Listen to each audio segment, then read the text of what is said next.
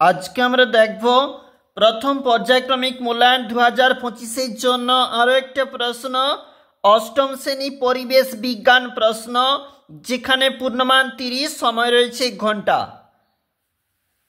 তোমরা অবশ্যই নিজেরাই নাম, বিভাগ, রোল নাম্বার এগুলো নিজেরাই ফিল আপ করবে। আমরা একটু চলে যাব নিচে প্রশ্নগুলির ঠিক উত্তরে। ফিজিক্যাল সায়েন্স বহু বিকল্প ভিত্তিক প্রশ্ন, 6টি প্রশ্নের উত্তর। দেখো কি রয়েছে। তরলের চাপ নির্ভর করে তরলের গভীরতার উপর।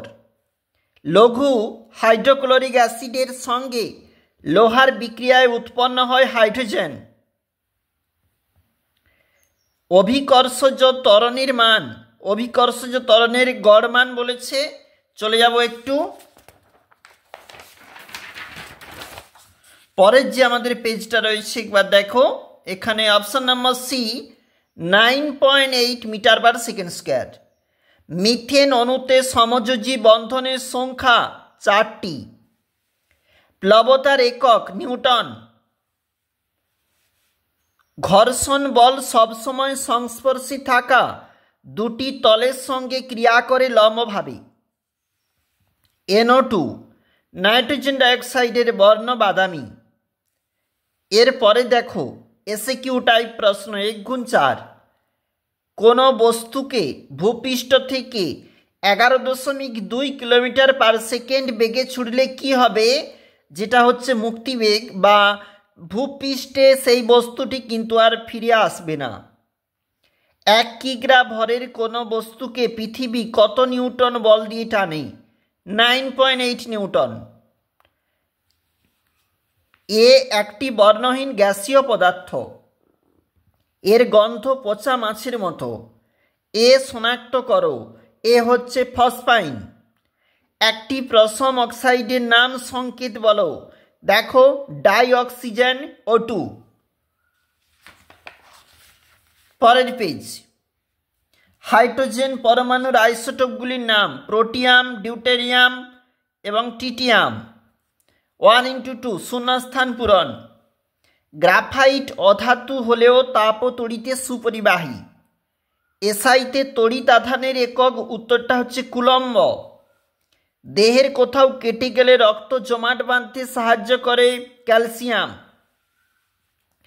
দেখো এখানে বলেছে আমাদের নিচের প্রশ্নগুলির সংক্ষেপ উত্তর 2 নাম্বার করে।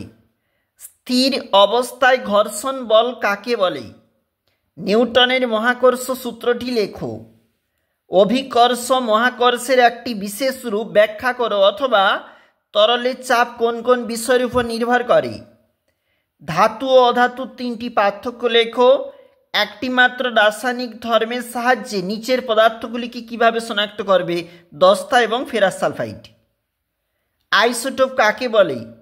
এর পরের প্রশ্ন কিন্তু লাইফ সায়েন্সে।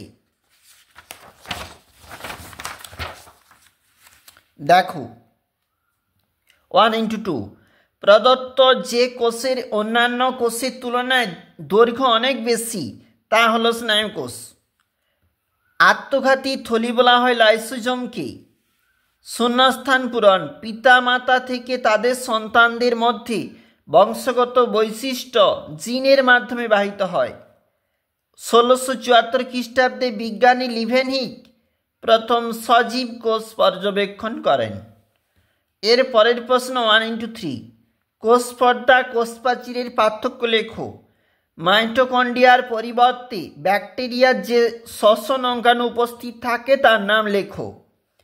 আলোক অণুবীক্ষণ যন্ত্র ও ইলেকট্রন অণুবীক্ষণ যন্ত্রের একটি পার্থক্য লেখো। দেখো দৃশ্যমান আলো ব্যবহার করা হয়, এখানে ইলেকট্রোম্যাগনেটিকের ব্যবহার রয়েছে।